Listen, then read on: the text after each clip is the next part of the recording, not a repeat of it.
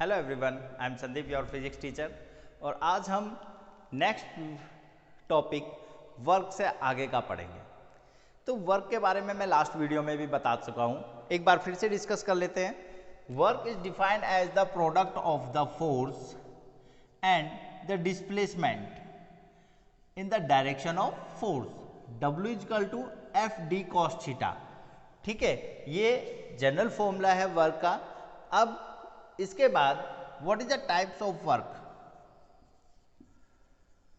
Types of work, work के क्या types होते हैं? तो टाइप्स ऑफ वर्क में सबसे पहले वर्क 3 टाइप्स का होता है। सबसे पहले आता है positive work, then negative work,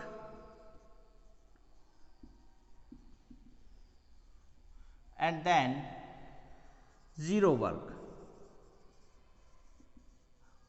जैसे कि फॉर्मूले से हमने देख रहे हैं W is equal to F D cos theta, तो हम इसी फॉर्मूले के अकॉर्डिंग इन तीनों वर्क को डिफाइन करते हैं। First of all, what is a positive work?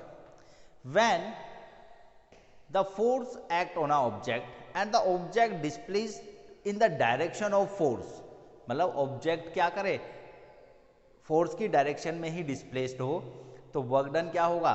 Work done is positive work, right? Similarly, for condition for positive work, that is theta is equal than and greater than 0 degree but is less than 90 degree।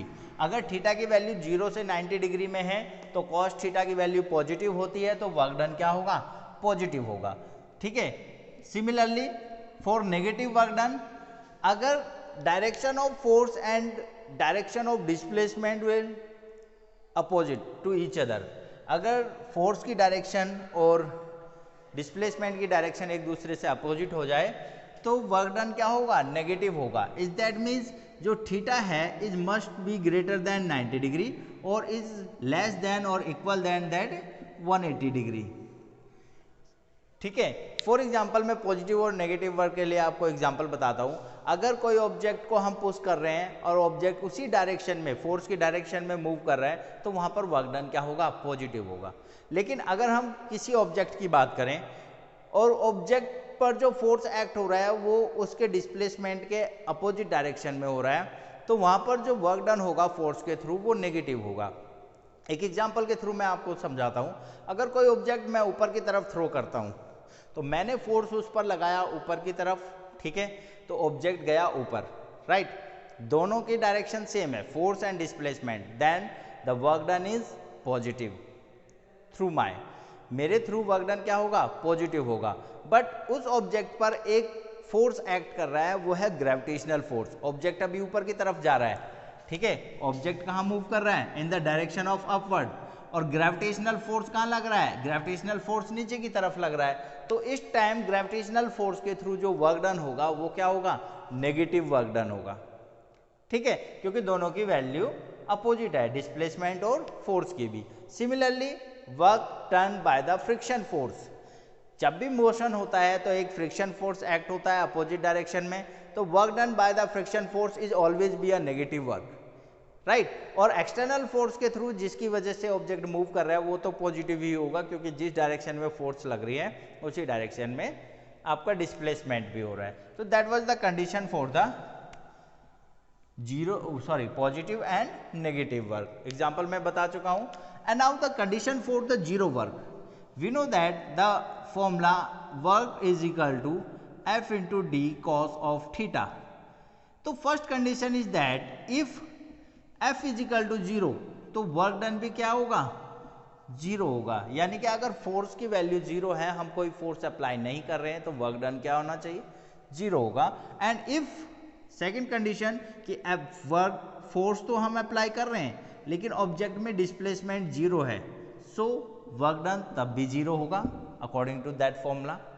ठीक है। और another and important terms is that if cos theta is equal to 0 और cos theta is equal to 0, that is means theta is equal to be the 90 degree, then work done W is equal to the 0.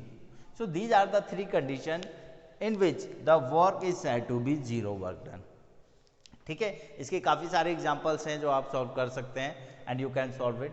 अब हम बात करते हैं work done by a variable force.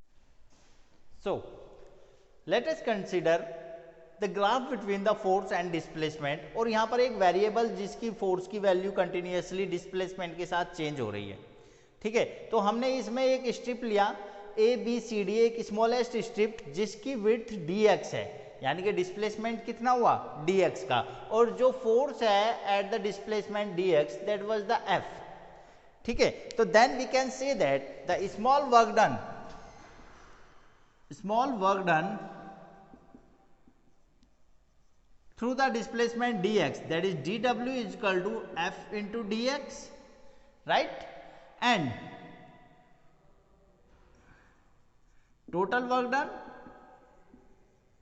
so total work done कितना होगा, that is w is equal to integration of f into dx। तो हम यहाँ से dx का इंटीग्रेट करके डिस्प्लेसमेंट का इंटीग्रेट करते किसी अमाउंट ऑफ फोर्स के लिए वर्क डन निकाल सकते हैं। अगर हम इस फॉर्मूले को फिर से लिखें तो dw इज इक्वल टू क्या है, f into D X, where f is equal to according to the diagram f की वैल्यू क्या है, that is A B, right, and the value of dx is equal to B C. So work done dw is equal to A B into B C. अब ये A B और B C क्या है, that was area under the force and displacement time graph.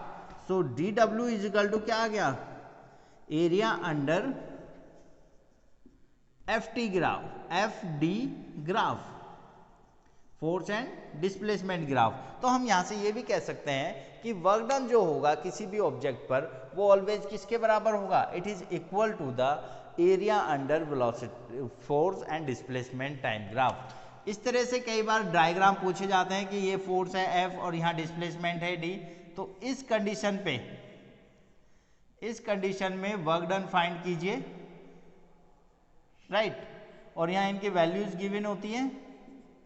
तो इस condition में work done find कीजिए। तो हमें क्या करना है, जैसे अगर ए टू बी हमें वर्क डन पूछा है, फोर्स वेरिएबल है, तो हमें सिर्फ ये एक ट्रेपेजियम का एरिया फाइंड करना है और हम वर्क डन फाइंड कर सकते हैं। तो that will help to you to find the work in the variable force.